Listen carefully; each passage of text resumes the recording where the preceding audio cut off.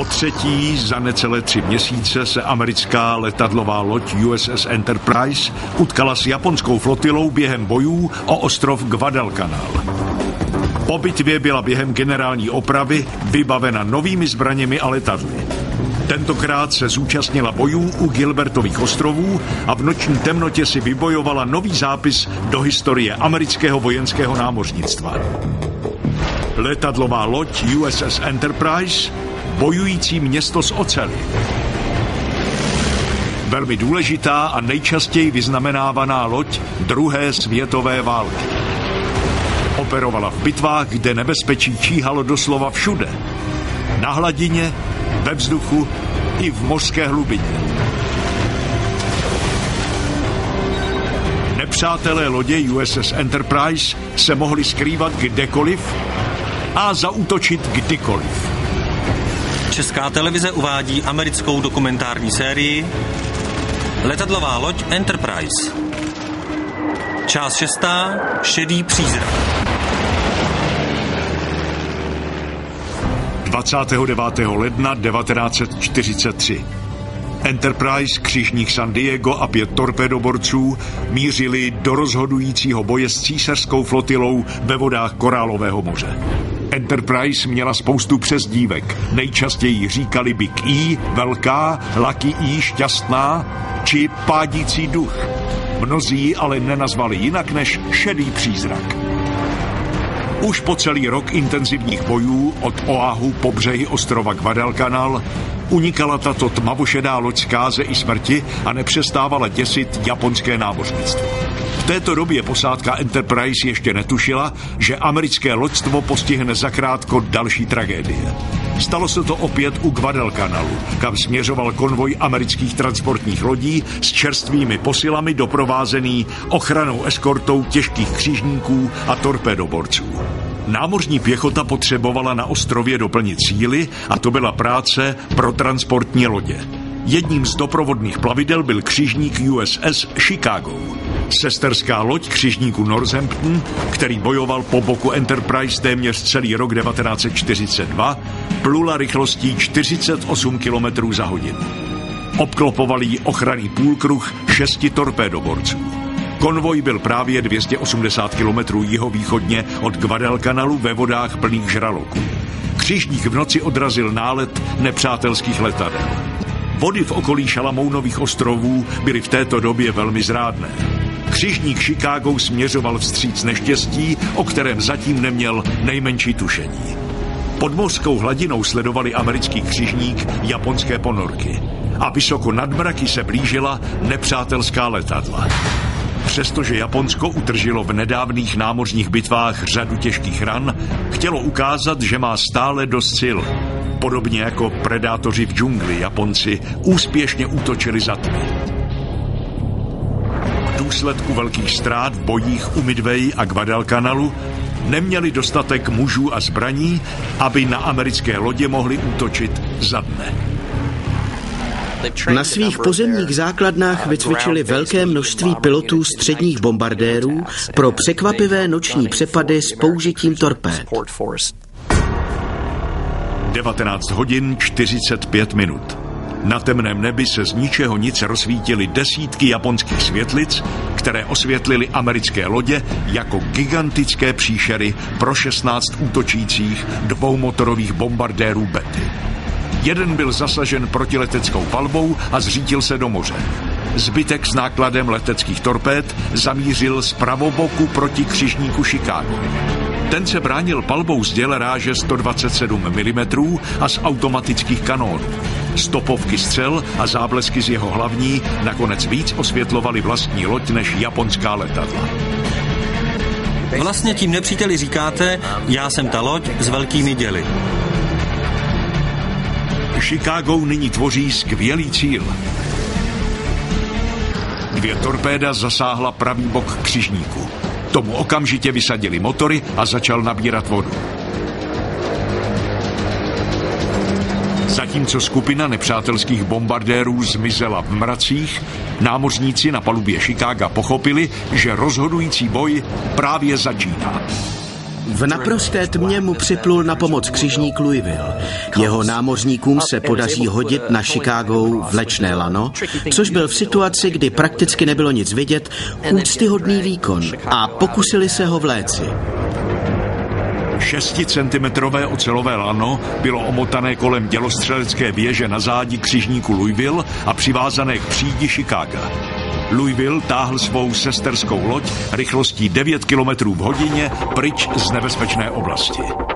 Enterprise, která byla vzdálená 550 km, dostala rozkaz okamžitě vyrazit.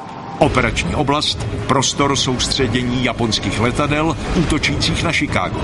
Cíl operace – zachránit těžce poškozený křižník. Bojový úkol – vyslat letadla, která budou bránit vzdušný prostor nad křižníkem, dokud nebude odtažen do bezpečí.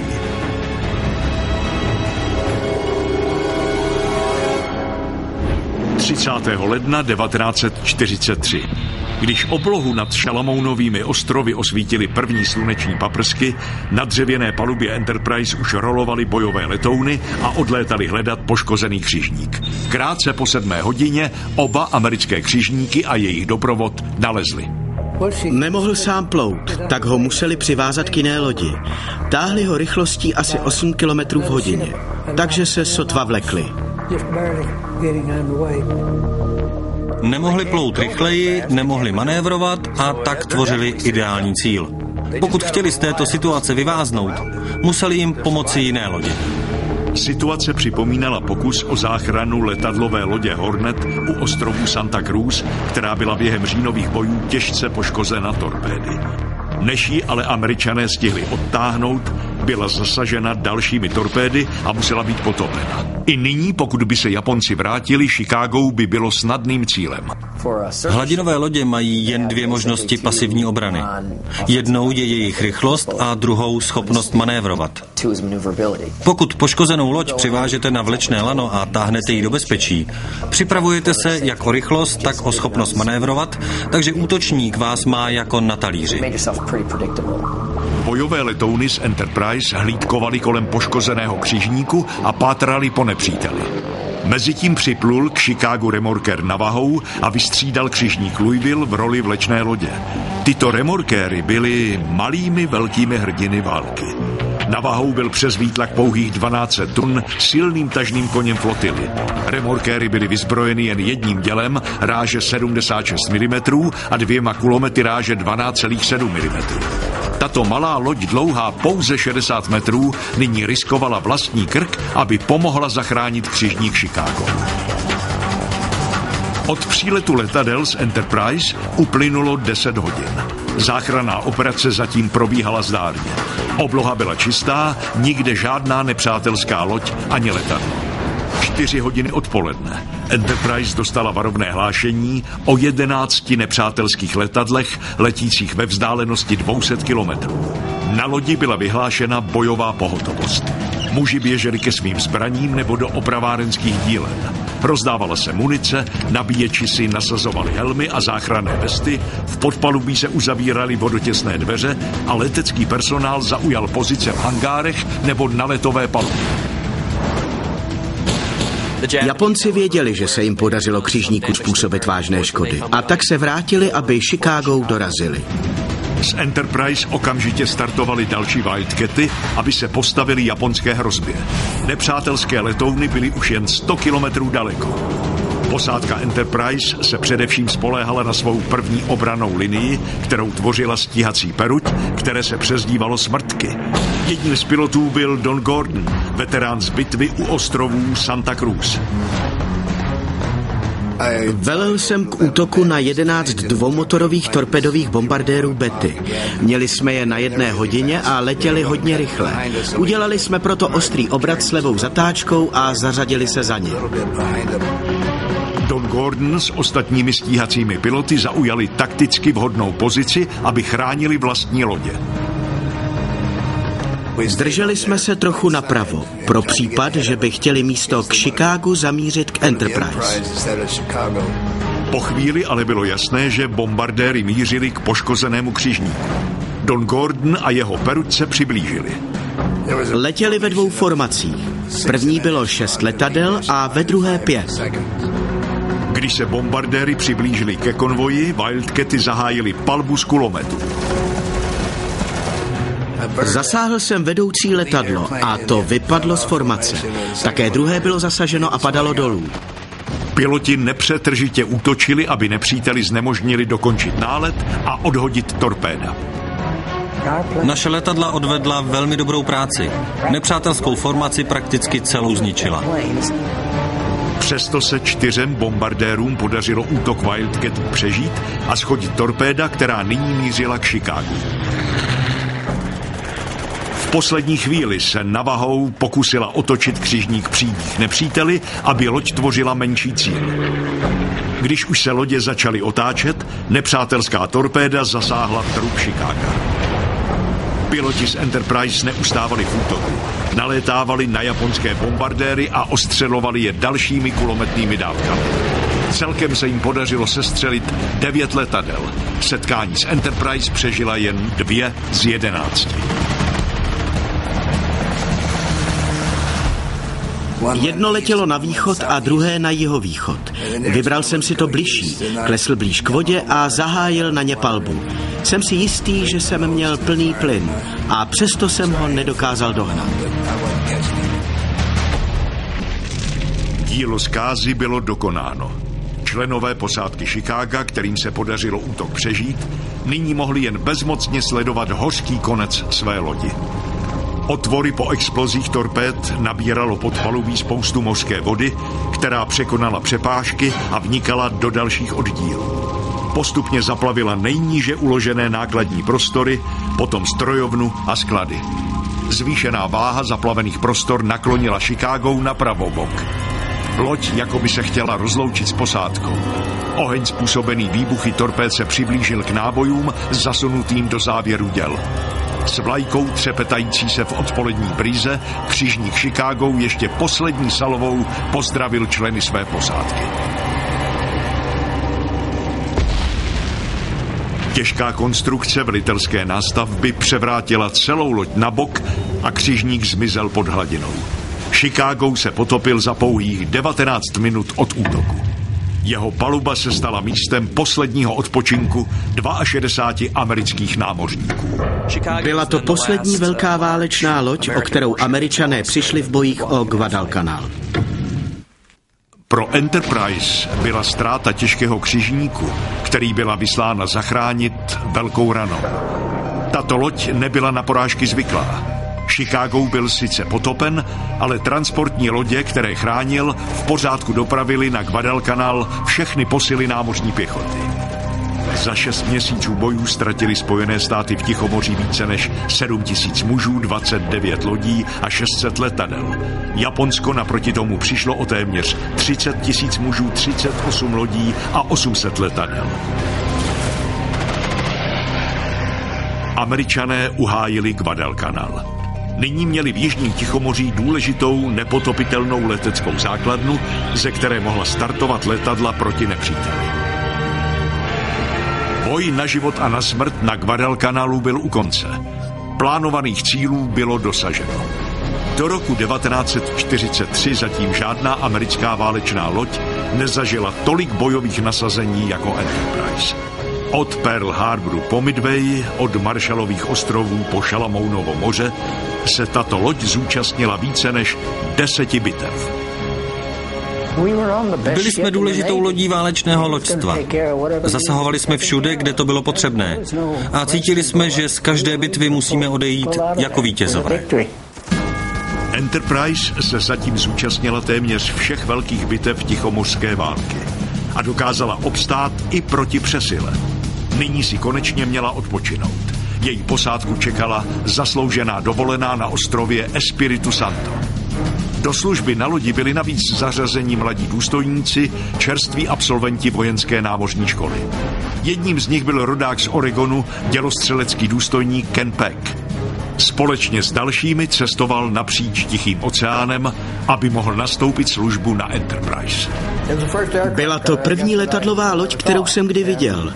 Stála na moři opravdu jako krásný, starý, dobrý, šedý přízrak. Peck stejně jako stovky dalších námořníků si Enterprise zamiloval. Byla tak obrovská, tak silná. Úplně mi z toho běhal mráz po zádech. Na palubě nás přivítali, zapsali, řekli nám, kde budeme spát, a tak jsem se dostal na Enterprise.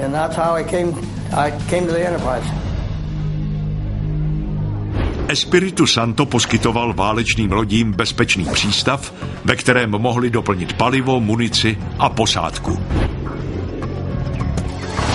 Operační základna amerického loďstva byla útočištěm, které bylo dostatečně vzdálené od místa bojů, takže nemohlo být ohroženo japonskými letadly nebo loděmi. Bylo to místo, kam jsme mohli posílat lodě, aby doplnili zásoby a kde na nich byly provedeny potřebné opravy. Také zde byly doplňovány novým personálem. Byl to důležitý článek týlového zabezpečení flotily. Veteránům nabízel Espiritu Santo studené pivo, letní kino a zasloužený odpočinek od válečného běsnění. Na základně Espiritu Santo jsme každý den do oběda opravovali letadla a pak jsme se šli koupat. Dovolená pro mě znamenala teplou sprchu a teplé jídlo. Člověku se přitom vyčistí mozek, takže je dobře připravený k dalšímu boji. Je důležité, abyste na dovolené vymazali z paměti všechny nepříjemné vzpomínky. Abyste je zablokovali, zapomněli na ně a pokračovali dál. To strašně pomáhá. Roy Bloodovi z Maine a jeho kamarádovi Charliemu Masonovi nabídla dovolená na Espiritu i trochu dobrodružství. Jednou večer si domluvili se 2 příslušníky námořní pěchoty projížďku džípem. Mariňáci nás vezli po místní prašné silnici, když najednou zastavili a prásk. Začali na něco střílet z pistolí. Myslel jsem, že tam jsou Japončíci. Ale nebyl to nepřítel. Přes cestu přecházeli obrovští suchozemští kraby a mariňáci na ně stříleli hlava nehlava. Dovolená na ostrově skončila brzy. Enterprise dostala rozkaz k vyplutí na moře. Těžké rány, které utržila během bojů v roce 1942, volaly po opravě. Nejdříve plula na svou mateřskou základnu v Pearl Harboru a potom do Spojených států, kde měla projít generální opravou. V květnu se po více než 6 měsících vrátila do Pearl Harboru. Čeká tu na ní jeden velmi významný návštěvník. Admirál Chester Nimitz vstoupil na Enterprise jako na loď, která se stala symbolem této války. Její dřevěná paluba byla sama o sobě bojištěm, které bylo svědkem mnoha hrdinných skutků i válečných hrůz. Nimitz se vítalo v pozoru téměř 2000 námořníků, letců a příslušníků námořní pěchoty. Všichni sledovali, jak admirál předává kapitánovi lodi Samuelu Ginderovi prezidentskou citaci. Největší vyznamenání, které může obdržet loď amerického vojenského námořnictva, je prezidentská citace. Byla vůbec první lodí, která byla oceněna tímto vyznamenáním. Nezískala je dokonce ani nejslavnější fregata 19. století USS Constitution. Byla to pro posádku veliká čest, protože to bylo vyznamenání, které uděluje osobně prezident Spojených států jednotce nebo lodi za hrdinství projevené v boji. Nejvyšší představitel této země tak ocenil dobře odvedenou práci určité skupiny lidí. Pro muže sloužící na lodi to byla velká morální vzpruha během války. Když jsme obdrželi prezidentskou citaci, admirál Bull Halsey poslal Enterprise pozdrav, ve kterém stálo: Mé srdce je vždy s vámi.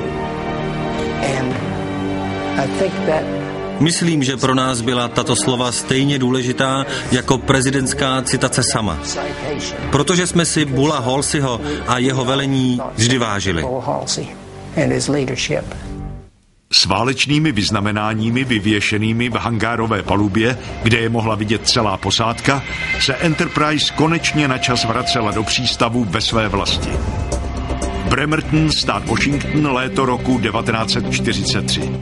Byl to první návrat Enterprise na americkou pevninu po mnoha letech. Čekala jí tady generální oprava a celková přestavba, aby byla ještě efektivnější a silnější. Prošla generální opravou, protože bojovala v mnoha významných bitvách a utržela spoustu ran. Z jejich poškození se konstruktéři hodně poučili. Na modernizaci pracovali nepřetržitě stovky dělníků, aby proběhla co nejrychleji. Mezi hlavní vylepšení patřily protitorpédové blistry, výdutě, více děl, nové radary a nová letadla, která měla v budoucnu změnit charakter této války. Největší nebezpečí pro letadlové lodě představovala nepřátelská letadla a torpéda. Na trup lodi byly na 3/4 délky namontovány speciální blistry, dutiny chránící plášť proti torpédům. Japonská torpéda potopila její sesterské lodě Yorktown a Hornet. Enterprise se musela vyhnout stejnému osudu. Ochranný plášť proti torpédům byl obrovský pás ocele, který kryl vnější stranu lodního trupu. Mezi pásem a trupem vzniklo velké množství přepážek naplněných vzduchem a vodou. Měli zachytit hlavní část energie výbuchu torpéda a letících střepin. Letová paluba byla prodloužena o 5,5 metru. Bylo vyměněno vybavení pro opravy škod a na loď byly namontovány modernější radary. Přibylo 24 kanónů ráže 40 mm a počet 20 mm kanónů stoupl na 50. Nejdůležitější byla 40 mm čtyřčata. Už si nevzpomínám, kolik jich bylo. Byly to skvělé kanóny. Když spustili, byl to pořádný rachot. Dělostřelecké baterie ráže 127 a 40 mm byly nyní napojeny na nový systém řízení palby. Ubránit letadlovou loď není snadné. Protiletecká obrana se pokoušela vytvořit svými střelami na obloze palebnou přehradu. Aby ale byla účinná, bylo nutné střílet koordinovaně. Radarem řízený zaměřovač dokázal změřit vzdálenost a výšku letícího letadla, což zvyšovalo pravděpodobnost zásahu.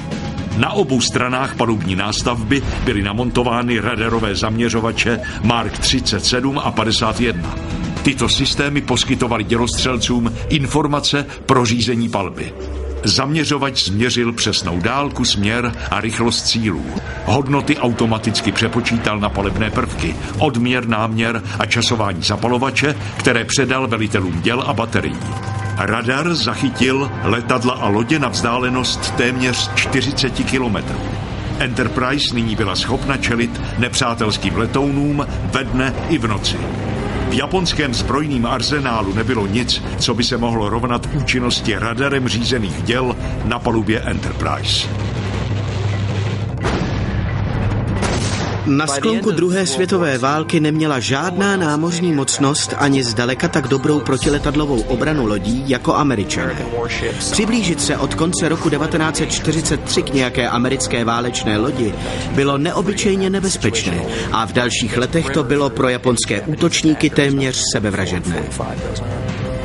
Zatímco na Enterprise probíhá modernizace, americká flotila přeskupila své síly a připravovala se na druhé kolo. I když byla Enterprise na čas mimo provoz, Američané byli stále na postupu. Pokračovaly boje na zemi i na moři. Na celém světě i v Tichomoří spojenci přešli do ofenzívy. Přestože Spojené státy jako průmyslová velmoc válečnou výrobou stále sílily, státy osy nejevily nejmenší chuť kapitulovat. Pro Enterprise válka v žádném případě nekončila. Zatímco se loď připravovala na další boje, někteří z veteránů z řad pilotů a dělostřelců, kteří na ní sloužili od začátku války, se už na její palubu nevrátili. Uvolněná místa po obětech a odvelených letcích a námořnících poskytla ostatním členům posádky Enterprise možnost vysloužit si povýšení či změnu funkce.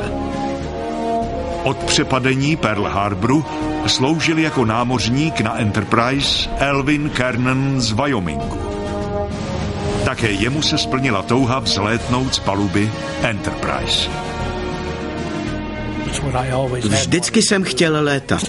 Kromě toho existovaly ještě speciální letecké příplatky, které tvořily 50% normálního platu a dostávali jste je navíc. Tyto příplatky dostávali jen ti, co létali. Od listopadu byl z Enterprise nový vylepšený bojový stroj, připravený střetnout se znovu s japonským nepřítelem. V té době dostal šedý přízrak i nového velitele, kapitána Matthiase Gardnera. Byl to přísný autoritářský velitel jako vystřižený z učebnice. Podle slov jednoho z námořníků tvrdý jako ocel. Byl rozhodnutý připravit se svou lodí Japoncům pravé peklo.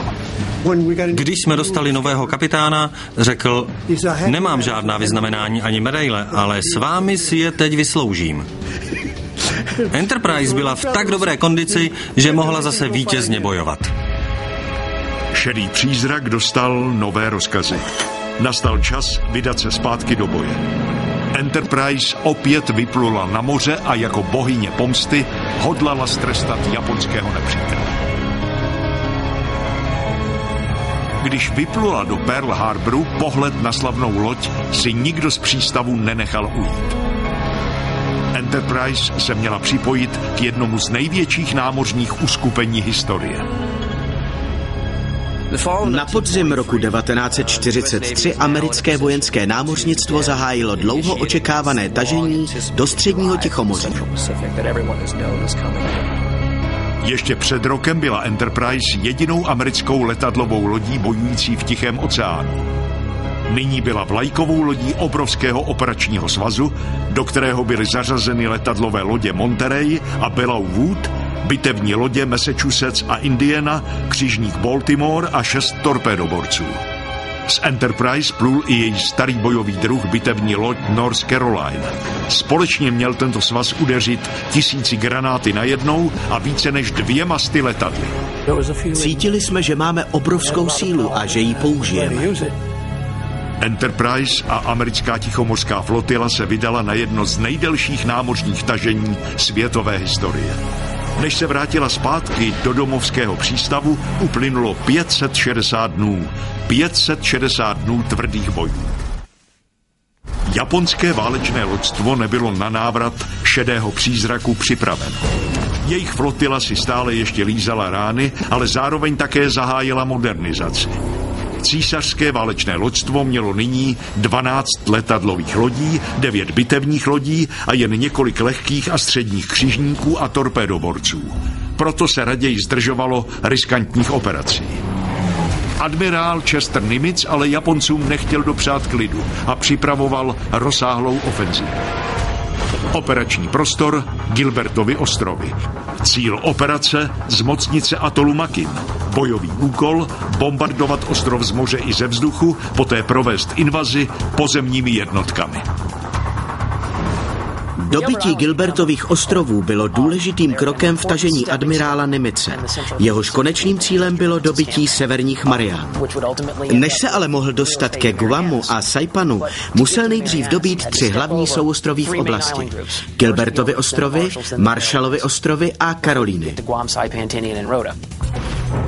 19. listopadu 1943 se Enterprise a její operační svaz dostali na dostřel k atolu Makin.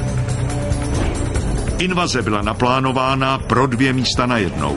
Zatímco námořní pěchota se měla vylodit na Taravě, Enterprise dostala za úkol podporovat současně probíhající invazi na atol Makin, kterou prováděly jednotky 27. divize pozemních sil. Hlavním ostrovem atolu Makin je Butaritari, důležitá základna hydroplánů a vojenský námořní přístav. Pozemní obrana ostrova byla zajištěna 2 liniemi protitankových zátarasů. Jedna se nacházela na východě, nedaleko vesnice Makin, druhá byla na západě, poblíž přístaviště Onchong. Každý zátaras byl tvořen dřevěnými kládami, ostnatým drátem, betonovými bunkry a protitankovými kanóny a množstvím palebných stanovišť pro pěchotu. Na jihu byla podél břehu rozmístěna 3 pobřežní dělaráže 80 mm, 10 kulometných hnízd a 85 palebných stanovišť pěchoty. Lagunu na severu Butaritari bránila 80 mm pobřežní děla, protiletadlové kanóny a kulomety. Americké vojenské lodě ostřelovaly japonské obranné pozice celých 6 dnů, aby usnadnili invazi pozemních jednotek. Nyní bylo na Enterprise, aby zasadila ten nejtěžší úder. Úsvit. Enterprise se natočila proti větru. Na palubě se připravila ke vzletu první vlna letadel. 33 bombardérů a stíhaček stoupalo k jarní obloze směrem k atolu Makin. Jejich úkolem bylo zničit nepřátelská děla a bunkry. 120 kilometrů od Enterprise se japonská posádka na Makinu teprve probouzela do slunečného dne. Zatím neměla nejmenší tušení, jak zničující síle dnes bude muset čelit. Zatímco se unavení vojáci připravovali na další den ostřelování, k japonským pozicím se přiblížila nová smrtonosná zbraň. Stíhačka F-6F Hellcat. Od přepadení Pearl Harboru se američtí piloti museli neustále vyrovnávat s vyšší rychlostí japonských zer. Tyto nepřátelské stíhačky byly nejen rychlejší, ale byly i mnohem obratnější a měly lepší stoupavost než americké Wildcaty. Oblohu ovládali téměř 2 roky. Američané nyní přišli se stíhačkou, která zásadně změnila poměr sil. Zavedení stíhačky F-6F Hellcat znamenalo zásadní zlom, a to jak ve schopnosti Američanů vést útoky na Japonce, tak v obraně svých válečných lodí. Během přestavby byla na Enterprise přidělena celá peruť těchto nových stíhaček. S délkou 10 metrů a maximální rychlostí 605 km v hodině byl Hellcat o 1,5 metru delší a až o 120 km za hodinu rychlejší než stará stíhačka Wildcat. Měl také podstatně větší palebnou sílu. Kromě standardního vybavení 6 kulometráže 12,7 mm s celkovou zásobou 2400 kusů munice mohl nést bomby nebo neřízené rakety. Byla to konečně stíhačka, která může překonat legendární Zero. Byl to smrtelně nebezpečný letoun. Tato odolná a spolehlivá stíhačka zásadně změnila poměr sil ve druhé světové válce. Velitelem nové perutě byl drsňák O'Hare, jeden z nejlepších stíhacích letců vojenského námořnictva. Po 3 letech služby měl na svém kontě celou řadu sestřelených nepřátelských letadel. Byl vyznamenán medailí cti za sestřelení 5 bombardérů během jednoho dne a stal se prvním leteckým esem vojenského námořnictva ve druhé světové válce. Každý si drsňáka O'Hara velice vážil, protože to byl nebojácný pilot, rozený hrdina. Byl to vůdce. To se nedá jinak říct. Japonci na atolu Makin se nyní měli na vlastní kůži přesvědčit, jak kvalitní letci sedlali nové stíhačky Hellcat z Enterprise. Americké stíhačky se snesly z oblohy a zasypaly bunkry a palebné pozice ostrou palbou z kulometů. Nepřátelští vojáci umírali po desítkách, aniž by si v některých případech stačili uvědomit, kdo na ně vlastně útočí.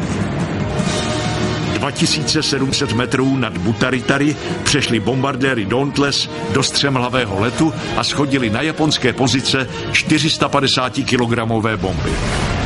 Výbuchy palivových nádrží a muničních skladů otřásly ostrovem, střepiny bomb zasypávaly vojáky. Ve chvíli, kdy se k Butaritari blížily první bombardéry Avengers Enterprise, stoupal z laguny do vzduchu japonský dvouplošný hydroplán Dave. O několik okamžiků později byl zasažen palbou stíhaček z Enterprise. Bombardéry Avengers začaly schazovat 900-kilogramové bomby. Bombardování ničilo japonská děla, bunkry, palebná postavení i živou sílu. 2 rychlé údery za sebou měly pro nepřátelskou obranu katastrofální následky. První den bitvy o atol Makin byl pro Američany mimořádně úspěšný. Po ukončení náletu se americký operační svaz připravil na další fázi bitvy. 20. listopadu 1943. Zatímco se vojáci útočných jednotek 27. divize spouštěli po bocích transportních lodí do vyloďovacích plavidel, vzdušné síly Enterprise se připravili na zahájení další vlny zdrcujících útoků na Makin. 5:30 ráno z paluby šedého přízraku startovala první vlna útočných letounů. Na 120 kilometrů vzdáleném atolu Makin se připravovaly japonské síly na nadcházející bitvu. Z ranního oparu se začaly vynořovat obrysy křižníků, torpédoborců a desítek transportních lodí. Avengery a střemhlavé Dauntlessy se blížily k ostrovu, aby rozdrtili zbývající obranu. Nebe se plnilo dalšími a dalšími bombardéry z Enterprise.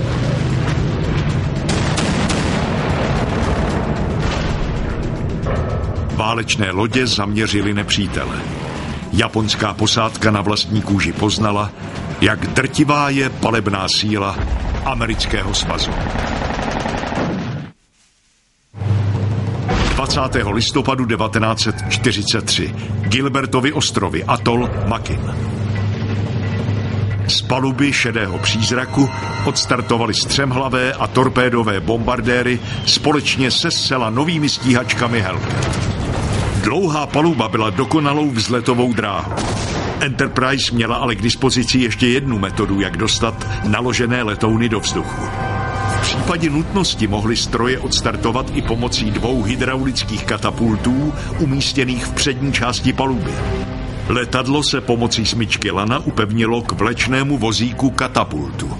Do hydraulického válce pod palubou se rychle vtlačila kapalina, která působila na píst, jež systémem pák a kladek dal do pohybu vozík katapultu. Letoun na vozíku se prudce rozjel až k rychlosti potřebné pro vzlet. Zatímco na obloze mířila k atolu letadla z Enterprise, křižník USS Baltimore a další americké válečné lodě zaměřili svá děla na pobřežní cíle. Baltimore a torpédoborce zahájili palbu. Nepřátelskými pozicemi otřásaly výbuchy amerických střel. USS Baltimore byl dlouhý 205 metrů. Byl postaven v massachusettských ocelárnách v roce 1942. Vyzbrojen byl 9 děly ráže 203 mm, tuctem děl ráže 127 mm a celým arzenálem menších ráží. Děla Mark 12 ráže 203 mm byla na Baltimoru nabíjena pomocí důmyslného systému, který vyvážel těžké střely z muničního skladu přímo k závěrům děl. Projektily z těchto zbraní mohly zasáhnout cíle až ve vzdálenosti více než 27 kilometrů. Jen toho dne vypálí Baltimore na atol Makin přes 1300 granátů. 8 hodin 30 minut. Američtí vojáci se vylodili na plážích, zatímco bomby a dělostřelecké granáty ničily nepřátelské bunkry a palebná postavení ve vnitrozemí. Vysoko nad pláží sledoval probíhající akce jeden bombardér Avenger. Úkolem tohoto letadla bylo podávat zprávy o výsledku bombardování kontraadmirálovi Kellymu Turnerovi, který řídil palbu z paluby USS Pennsylvania. Avenger byl jeho prodlouženým zrakem. Střelec bombardéru Elvin Kernan pozoroval vyloďující se americké jednotky. Letěli jsme docela nízko nad pláží, takže jsme měli všechno jako na dlani. Když přistávala naše vyloďovací plavidla, mysleli jsme si, že nastane tvrdý boj.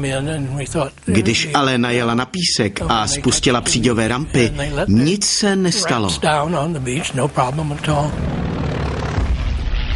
Pozemní jednotky na pláži začaly ostřelovat Japonce z pušek, kulometů a děl. Hellcaty a bombardéry z Enterprise nepřestávaly ostřelovat japonská kulometná hnízda. Bombardovali jsme je a ostřelovali ze stíhaček. Naše bitevní lodě střílely tak hustě, že všude ležely popadané palmy. V následujících 4 dnech piloti Enterprise a jednotky pozemního vojska uzavřeli bojové partnerství.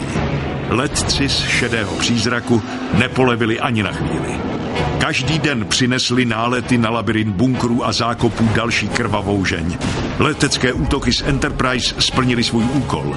Japonci se v podstatě nezmohli na žádný účinnější odpor.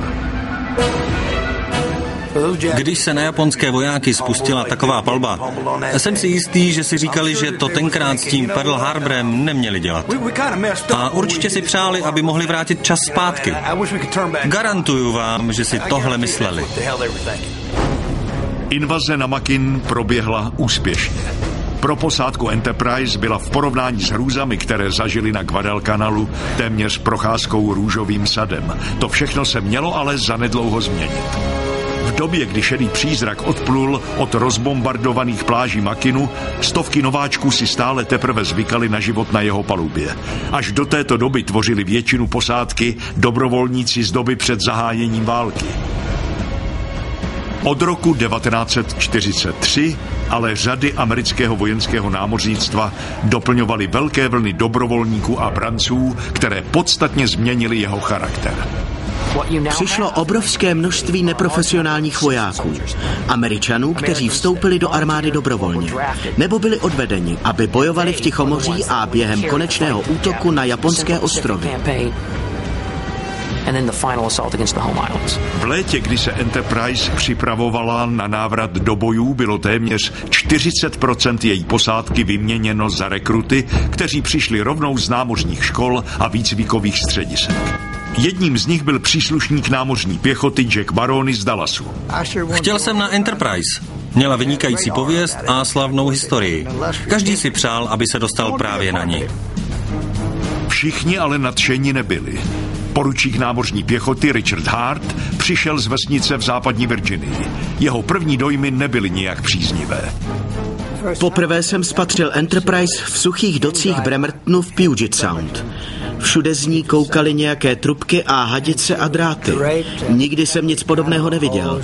A mezi tím zmatkem pracovali svářeči. Dokonce ani nevypadala jako loď. Připadala mi jako nějaký obrovský šílený projekt, který někdo začal a už ho nikdy nedokončí. Jako mnoho jiných by i Hart raději velel četě vojáků na pevnině, než aby sloužil na palubě letadlové lodě. Nešel jsem k námořní pěchotě, abych sloužil na lodi. Cvičil jsem se ve velení četě mariňáků a to jsem také chtěl dělat. Každý mariňák raději bojuje s pěchotou, než sedí na lodi, protože když jste na lodi, tak si připadáte jako ve vězení. Nemůžete jít bojovat s nepřátelskými vojáky. Nemůžete dělat to, k čemu vás vycvičili. Když ale vypluli na moře a začali bojovat, poručík Hart svůj názor na letadlovou loď změnil. Nikdy jsem netušil, že může existovat něco tak velkého. Měl jsem pocit, že jí nic nemůže ublížit. Byl jsem přesvědčen, že je absolutně nepřemožitelná. Na Gilbertových ostrovech se ale Richard Hart brzy přesvědčil, že když Japonci zaútočili, žádná loď nebyla nepřemožitelná. 25. listopadu 1943, 7 hodin večer. Byl den díků vzdání, 5. den po zahájení útoků na Makin. Ve vodách kolem atolu ale na nějaké modlitby nebyl čas. Oblohu osvětlovaly plameny střílejících děl. O chvíli později se na americkou flotilu řítily japonské bombardéry, které schazovaly torpéda. Bitevní loď North Caroline a torpédoborce sestřelovaly nepřátelská letadla jedno za druhým. Enterprise ještě ani nezačala střílet. Téměř 2 roky bojů v tichomořské válce naučili její posádku, že zášlehy z protileteckých zbraní jí v noční tmě pouze odhalují nepříteli. Proto tuto práci přenechala ostatním lodím. Vzduch nad operačním svazem se otřásal výbuchy střel z plavidel jejího doprovodu. Pro poručíka Harta a jeho neskušené mužstvo to bylo první setkání s nepřítelem. Mariňáci připravili své zbraně a čekali na rozkaz ke střelbě. Nikdy předtím jsem bitvu nezažil, tak jsem na všechno chtěl pořádně vidět. Stoupil jsem si na krabici s náboji, abych měl lepší rozhled. Za mnou stál jeden zkušený seržant a ten mi řekl: poručíku, měl byste radši slézt dolů, tohle není dobré místo.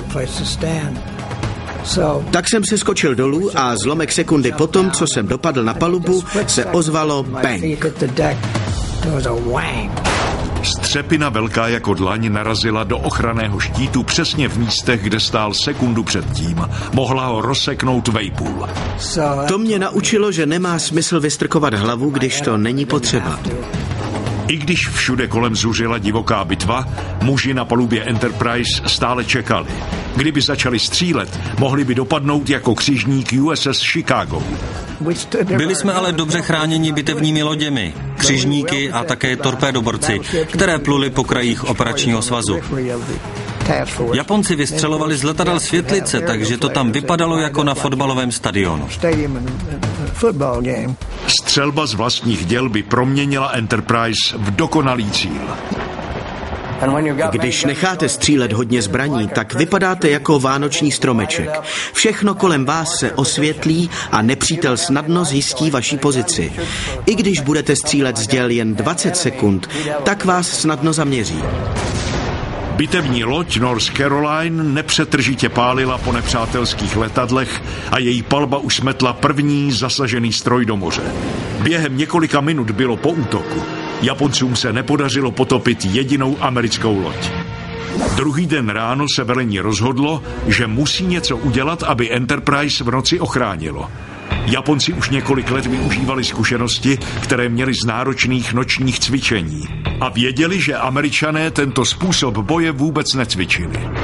Po téměř 2 letech válčení tak stále hrozilo americkému loďstvu největší nebezpečí posetmění.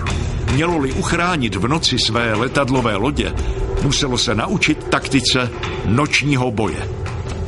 Na naší palubě byl v té době velitel letecké skupiny, který se jmenoval Bill Martin. Začali ho zajímat podmínky nočního létání. Nemohl se té myšlenky zbavit. Nakonec se mu podařilo přesvědčit nadřízené, aby to vyzkoušeli.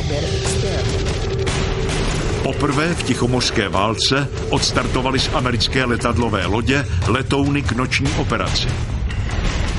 Letecké ESO a držitel medaile cti drsňák O'Hare se stal velitelem skupiny dobrovolníků. Drsňák O'Hare se dobrovolně přihlásil, že jako první odstartuje z letadlové lodi v noci. Co to o něm říká? Říká to o něm, že to byl skutečný profesionál. A přihlásil se proto, protože nechtěl, aby to musel udělat někdo z jeho kamarádů. O'Hareovi dobrovolníci dostali přezdívku Černí panteři.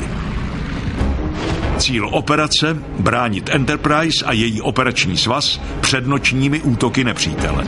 Bojový úkol – 3 stíhačky Hellcat a 1 bombardér Avenger vybavený radarem se měli pokusit zastavit příští japonský noční útok. Radar na palubě Avengeru byl zrakem leteckého uskupení na noční obloze. Bez něj by O'Hare a další piloti létali naslepo. Přístroj byl ale příliš těžký, než aby ho unesli stíhačky. Nebyla jiná možnost, než aby ho umístili na torpédový bombardér. S Avengerem letěli jako střelec Elvin Kernan. Měli jsme za úkol vystoupat nahoru a s pomocí radaru na lodi a radaru v našem letadle najít ty zatracené japonské bombardéry a navést na ně naše stíhačky.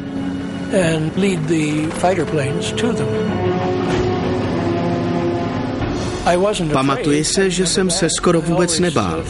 Ano, na palubě ještě trochu ano, ale když jsme vlezli do letadla, zavřeli jsme se a připoutali, tak už se z toho stejně nedalo vyvléknout. A strach nás úplně přešel.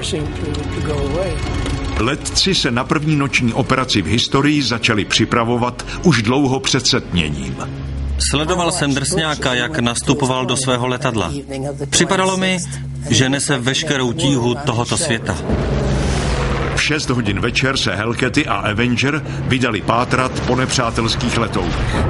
V 7 hodin už piloti perutě Černí panteři letěli v ústrety uskupení japonských 2motorových bombardérů Betty, které mířily k Enterprise a jejímu operačnímu svazu. Bylo to téměř 20 strojů v několika formacích. Kernanův Avenger se přiblížil na 200 metrů k prvnímu japonskému bombardéru a zahájil palbu. Teprve když palbu opětoval, jsem se začal trochu bát. Po krátké vzájemné přestřelce střely z kulometu Avengeru zažehly výbuch nepřátelského bombardéru. 5 kilometrů odtud O'Hare a jeho číslo 2 sledovali střely se stopovkou Avengeru a poté hořící nepřátelské letadlo, jak padá do moře. Stíhači doufali, že budou také úspěšní. Avenger v té chvíli už pálil na další japonskou Betty. Krátce poté se jeden nepřátelský letoun dostal za O'Harův Hellcat. Japonský bombardér zahajuje na americkou stíhačku palbu z kulometu ráže 7,7 mm. O'Harův Hellcat se náhle převrátil na stranu a zmizel v temnotách. Už ho nikdy nikdo nespatřil. Noční japonský útok se sice podařilo zastavit, ztráta O'Hara ale byla pro posádku Enterprise těžkou ranou. Odešel jeden z nejlepších bojovníků celé americké armády. Jeho tělo se nikdy nenašlo. Když se drsňák nevrátil, tak nás to všechny hodně zasáhlo. Na celou loď padl smutek, protože jsme přišli o výborného, odvážného letce. První americká noční bojová mise stála život jednoho z nejlepších stíhacích pilotů. Budoucnost tohoto nového taktického prvku se proto zdála ohrožena. Ale navzdory tragickému osudu drsňáka O'Hara letadla Enterprise poprvé zabránila japonskému nočnímu vzdušnému útoku a tak loď znovu vstoupila do historie. Zbylí černí panteři úspěšně přistáli v 9 hodin večer. Byl to zlomový okamžik, protože předtím stíhačky hlídaly nebe nad letadlovými loděmi prakticky pouze ve dne. Nyní po 26. listopadu 1943 bylo jasné, že to dokážou i v noci. Ke konci listopadu byly už Gilbertovy ostrovy pevně v amerických rukou. Na rozdíl od několika měsíčního tažení na Guadalcanalu mělo dnes vojenské námořnictvo dostatek sil, aby zasadilo nepříteli rychlou smrtelnou ránu. Tažení, které začalo na atolech Makin a Tarawa, mělo pokračovat tak dlouho, dokud nepřítele nesrazí na kolena. Pro mocnou Enterprise to byla jen další etapa její dlouhé cesty. Tentokrát se do Pearl Harboru nevracela.